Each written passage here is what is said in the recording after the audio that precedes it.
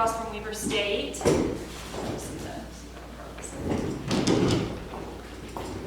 a little bit about me.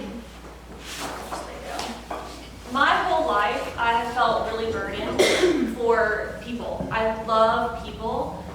I guess I'm an empath because I can feel their souls. Like, I stood up in high school and went off on the teacher in the class because they bullied a kid when he left, and I couldn't believe that I was witnessing that. Like, I just have a heart for people, for the underdog. I used to cry myself to sleep every night because I didn't want anyone to die. It's bad. So I do really believe that we all have a calling that we're here to achieve if we surrender to life, but also using our communities to help us get there. I came from a big small town of Memphis, Tennessee, where you knew everyone and you loved everyone and vice versa. So I was never alone. I never went anywhere alone. There was always people around to do things with. We raised our kids together. It was amazing, and I guess I thought that was normal. But when I moved out here, I just saw a different reality, and I feel like maybe part of my calling is bringing awareness to that to make some changes. The topic that I was given today is the importance of building and having community and friendships while living out our purpose and calling, which leads to prosperity. And this really is kind of my thing. I've come from a lot of trauma. I feel we all do, but we don't hear about everyone, so you kind of think you're alone in it. But I've just been hit after hit. I've been abandoned by my family, abandoned by my partner, divorced, just hit after hit. But I keep rising up because I know that there's a plan and a purpose for all of our lives if we don't give up. So I truly believe that each one of us is here for a reason. I see the world a little bit differently. I call myself a prophetic healer. I kind of see beyond the veil with things. And I took note. I don't know if you guys noticed, a lot of people said they almost didn't show up this weekend. And I was on the verge of driving to a doctor and medicating myself because I'm so tired of being unhappy and being lonely. But you get in that funk where it's like, I can get out of that and go to this retreat with amazing people, but I don't want to because I'm so miserable, you know? And so when I finally pushed through that, and the minute that I got through the canyon, I was so excited. But I heard a lot of other stories where things kept going wrong and they almost didn't show up. And to me, what that says is something impactful is going to happen this weekend. And there's opposing forces that don't want you to reach that breakthrough. So I believe that every one of us is here for a reason, and that we're all connected, and if we network and make these friendships, we can literally change Utah, and that ripples out into the whole world. I just kind of made a quote that says, "Success may start with a vision, but it thrives through community. For entrepreneurs, friendships isn't a luxury, they're the foundation of lasting prosperity." Which the bottom line is, no entrepreneur becomes successful in isolation. Relationships, trust, and community are just as important as strategy and skill and simple networking. So going into like the friendship and connection aspect, I want to brag on Sarah. Sarah, I think that you have such a powerful calling that you're not even aware of. I think that you're single-handedly changing, like, probably Utah, because we're scattered everywhere. And it's going to impact a lot of people, and just it's going to do a lot of good things.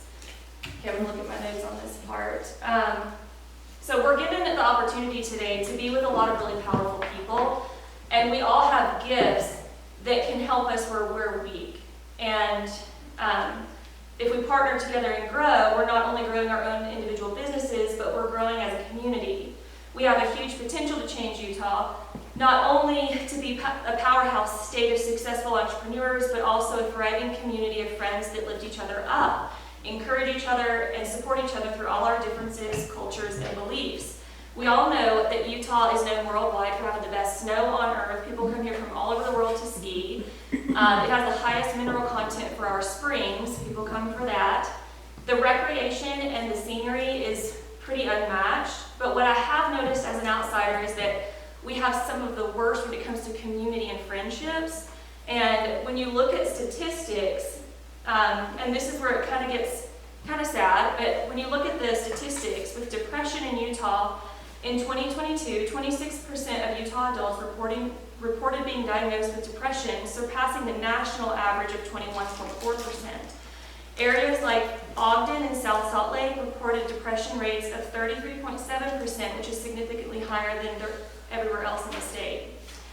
Suicide, from 2021 to 2023, Utah's age-adjusted suicide rate was 20.93 per 100,000 people, with an average of 685 suicides annually, notably higher than the U.S. average of 14.21. In the youth impact, 2023, suicide was the second leading cause of death for Utahns aged 10 to 44. This has to do a lot with social isolation. 148 studies with 308,000 people from 1980 to 2014 concluded that social isolation was roughly equivalent to the negative effects of smoking 1 pack of cigarettes per day, whereas those with strong social bonds had 50% increase of longevity when compared to less connected individuals. And today it's more difficult because we think we're socializing because we're always on social media, but we're not connecting and we're not really leaning on each other. Social isolation has an increased mortality risk. It's comparable to smoking. It has cardiovascular implications, accelerated aging, immune system impact, and mental health consequences. Recognizing the severe health implications of loneliness, initiatives like New York City Life Story Club have been establishing to foster community and reduce isolation among seniors. So this is happening all over, and people are starting to realize it and take action.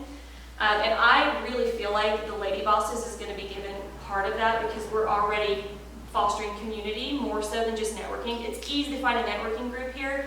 It's hard to find like actual friendship groups that focus on really getting to know one another and not just trying to get you to buy from me. So I know this is difficult. It can be kind of a downer, but it's time to discuss it. We have the ability to change this. We are the Lady Bosses of Utah, and if not us, then who? So many in Utah are used to isolating and doing life alone or only within their family units, but we forget our communities, friendships, and we are so strong together. I talk to a lot of people and they say, oh, well, I don't like to be social, I'm a homebody. And I'm like, but that's all you know. You don't know if you like to be social because you haven't really experienced it. My great vision and soul's dream is to see that for Utah, where we can't go to the store without running into people that we know, and they run up and they give you a big hug and they say, hey, we're going over to Fred's, come join us. Because that's what I came from, so I know it's possible. Being a lady boss can be hard and stressful. And wouldn't it be amazing when you're stressed to see a true, genuine friend who lights up when they see you, lifts your spirits? Community, family, and friendships are what makes it all worth it. When I first moved here 12 years ago, I came from Memphis, so it's really flat. There's not a lot of elevation there. And I remember driving in Layton, and I saw the mountains, and I had this overwhelming feeling that I could do anything. And the reason was because I used to go to Colorado, and the mountains there are super high. Like, you can't hike that in a day, but out here you can reach the top in a day. And it made me feel like I can reach the top of any goal I have. But it took me a few years. It's been like 12 to 14 years that I've been here. And I remember when I first moved here, people said, this is the DIY state. Everyone has a side gig. And so I started a networking business. I made some friends, and that I still have today. And it wasn't until last year that it clicked, that feeling I had that I could achieve anything. I don't know if it's like something over Utah itself or if it's the people's energy I was feeling, because everyone here is an entrepreneur and pretty successful at it. Like, everyone has a dream and they're reaching it. And so I don't know if it was the people's energy I felt or if it's a Utah thing and the people are responding to it. So let's see. So we've got the best landscape, we've got the best ski, we've got the best mineral content, we've got amazing entrepreneurs, but we're lacking in the community. And I have felt that we can make a change to that, and then we'll be really and truly unstoppable. We'll be the best of the best in every aspect, and I just feel like we can. I believe that every soul on earth has their own unique destiny, one that is theirs and no one else can take it from them. And that's why we can love each other and support each other without competition. We have frequencies that attract people similar to us, and we are meant to help people through their path, whereas someone else that has my same exact career isn't supposed to help that same person. And so when you realize that, we can all network and collaborate and send oh, you're not going to be the best fit for me, but you will be to this person, because the goal is that we help each other heal and thrive, not just a paycheck. There's so many people that need us, and there is enough work for everyone when we are on our true path. So how do we know if we're on our true path? How do we unlock our destinies and find our callings in life? I learned a long time ago that your destiny will find you. If you're doing what you're passionate about and what you're good at, and you're fully surrendered to life, then one day you'll wake up and realize that you are right where you're meant to be and you're living in your purpose.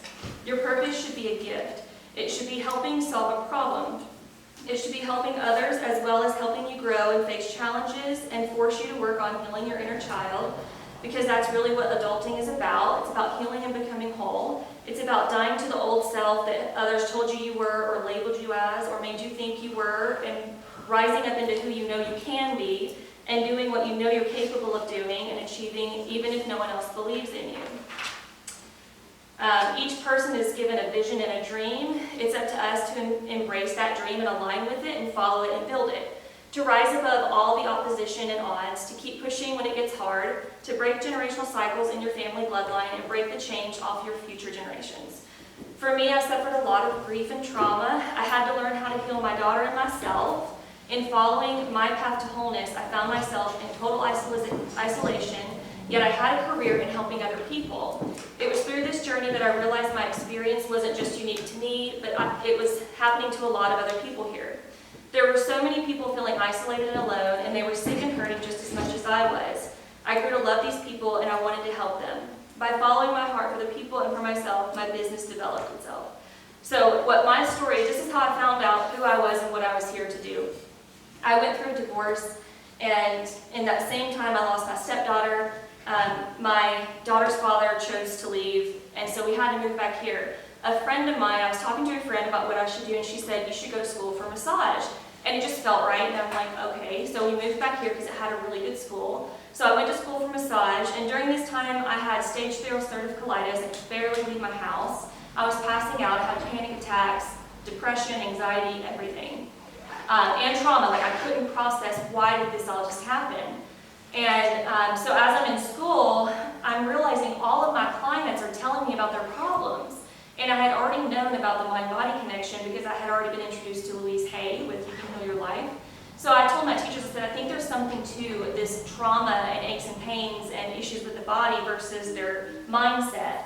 So my teachers said, okay, but we're not really licensed to give advice. So I got certified as a health and life coach. So now I incorporate that into it. But as I'm trying to heal myself, I was juicing raw cabbage because I finally found out that I had ulcerative colitis, and cabbage is supposed to help heal ulcers. So I'm in school cafeteria grinding raw cabbage every day for lunch, and so I'm like, okay, I've got to be able to heal myself, so then I get my Master Herbal certification. So these are all just unwinding as I'm trying to work on healing myself and then help other people. So as I graduate, I now have my massage license, my Master Herbal certifications, and my health and life coaching. So then I start my first job at a spa, and as I'm hands-on, I start realizing that I can read people's trauma, and I think I'm going crazy because it's not normal, I shouldn't be able to do that. So I go to the owner, and I told her, I said, I think I'm a weirdo, I'm a freak, I'm like crying. And she said, no, that is a gift, you need to embrace it. And she was the first person in my whole life not to say you're crazy, but to say, trust yourself. And that changed my life forever. So from that moment on, I'm like, okay, so I don't need to go medicate because maybe I'm schizophrenic, or maybe I'm, whatever that would be if you're seeing things like that. So I leaned into it rather than be afraid of it. And every client that I worked on, I would say, this is coming up, and they would always say it was spot on, so I'd go deeper. And so that has formed my career now as a prophetic healer, where when I lay hands on you, I can read what you've gone through in life. I can even read it multiple generations back. I can say, this is why you're going through it, this is what you're meant to learn, and this is what you're here to do. I can read your destiny. It just depends on what your journey is. And when you align with what your destiny is, your body falls back into homeostasis, and slowly you'll start to heal and repair yourself. Because it's when we're off of our path that our energy that we've been given to fulfill our calling is not flowing properly, and so that creates these dis-eases and dysfunctions in our body. And so when we realign, that's when we begin to heal, and once you heal, you transcend and you thrive, and that's the goal. So that was 7 years ago, and I now own a successful massage practice. I've helped hundreds of people in the community heal. I've helped my daughter and myself, and I've gotten to live out my dreams of traveling as well as checking off some pretty great achievements from my vision boards. So I didn't plan my career. I simply surrendered to the process day to day and listened to my intuition. I talked with others and took their advice. I didn't do any of it on my own. If I had stayed isolated and never talked to my friend, my teachers, and my boss about what I should do, I would have never gotten to where I am today. And that just goes to show that it's so important that we also allow ourselves to be vulnerable and ask questions on what we need help with, because we don't have all the answers and we can't. We have to be able to rely on our community to help us.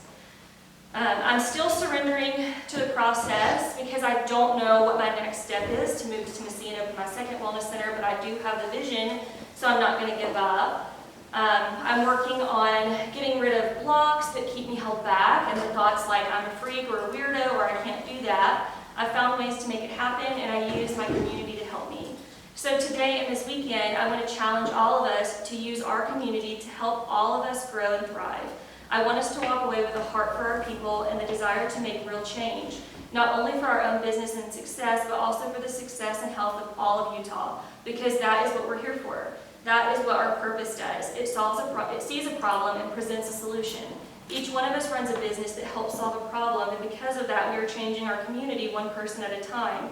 If we keep this group of amazing lady bosses together and thriving, there's nothing that can stop us, and the potential for growth and really making Utah a coveted destination for all, due to its scenery as well as its unbeatable loving community, we can be the statistic that no longer says we are the highest in depression and suicide, but the highest in progression and thriving.